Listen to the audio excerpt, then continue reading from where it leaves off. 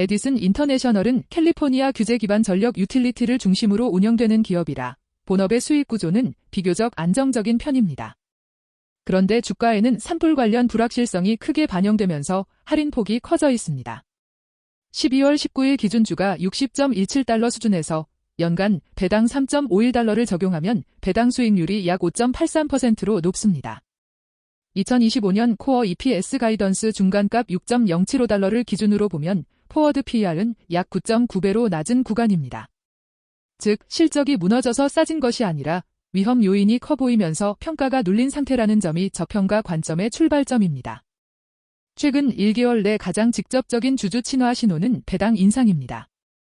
12월 11일 분기 배당을 0.8775달러로 올려 연간 3.51달러로 6% 인상했고 지급일은 2026년 1월 31일, 기준일은 2026년 1월 7일입니다. 유틸리티 기업은 설비 투자와 규제 일정에 따라 변동성이 생길 수 있는데 그럼에도 배당을 올렸다는 점은 현금 흐름에 대한 자신감을 보여주는 요소로 해석됩니다. 특히 지금처럼 주가가 눌린 구간에서는 배당이 투자 심리의 하방을 어느 정도 받쳐주는 역할을 할 수 있습니다. 다만 배당만으로 모든 리스크가 상쇄되는 것은 아니어서 다음 슬라이드의 자본 구조와 산불 변수까지 함께 봐야 합니다. 두 번째로 중요한 업데이트는 우선주 현금 매입 공개 매수입니다. 11월 20일에 시작된 공개 매수는 우선주 2개 시리즈를 대상으로 하며 만료 시점은 12월 19일 17시 뉴욕 시간으로 제시됐습니다. 제시된 조건은 시리즈 A가 청산가치 $1,000당 $1,000, 시리즈 B가 $1,000당 $995입니다. 미상환 청산가치 기준으로 시리즈 A 약 11억 5,931만 달러, 시리즈 B 약 5억 0345만 달러로 합계 약 16억 6,277만 달러 규모입니다. 유틸리티 업종은 조달 비용이 밸류에이션에 바로 반영되기 때문에 이런 조치는 자금 비용 관리와 신용지표 개선의 관점에서 의미가 있습니다. 현재 시장이 가장 민감하게 보는 위험 요인은 짙은 산불 이슈입니다. 회사는 피해자 지원 프로그램이 시작된 이후 45일 만에 첫 지급이 이루어졌고 1,500건이 넘는 청구가 접수됐다고 밝힌 바 있습니다. 시장이 불안해하는 이유는 산불 자체보다 최종 책임 범위와 총 손실 규모가 아직 확정되지 않았다는 점입니다.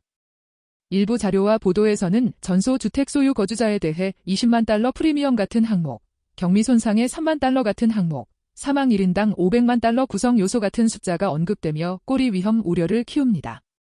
결국 투자자 입장에서는 지급 속도와 합의율, 그리고 규제 체계 안에서 비용을 얼마나 회수할 수 있는지가 저평가 해소의 핵심 변수입니다. 실적 수치는 최근 분기 기준으로 보면 흐름이 크게 흔들리지는 않습니다.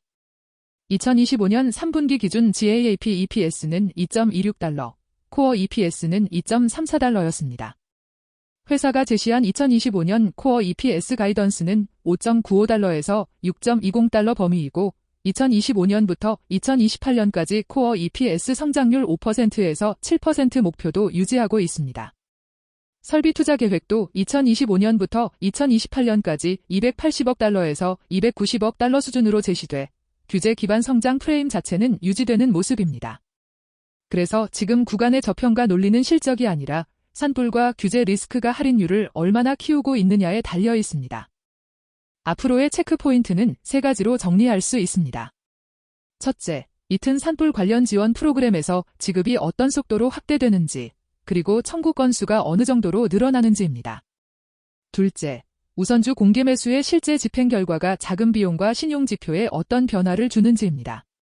셋째, 배당 인상 이후에도 2025년 코어 EPS 5.95달러에서 6.20달러 가이던스 범위 안에서 연간 실적을 안정적으로 마무리하는지입니다.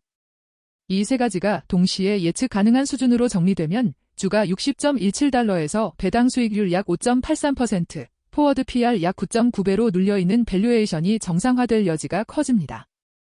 반대로 산불 비용이 예상보다 커지거나 규제 회수 경로가 막히면 저평가가 장기화될 수 있다는 점도 함께 염두에 두셔야 합니다.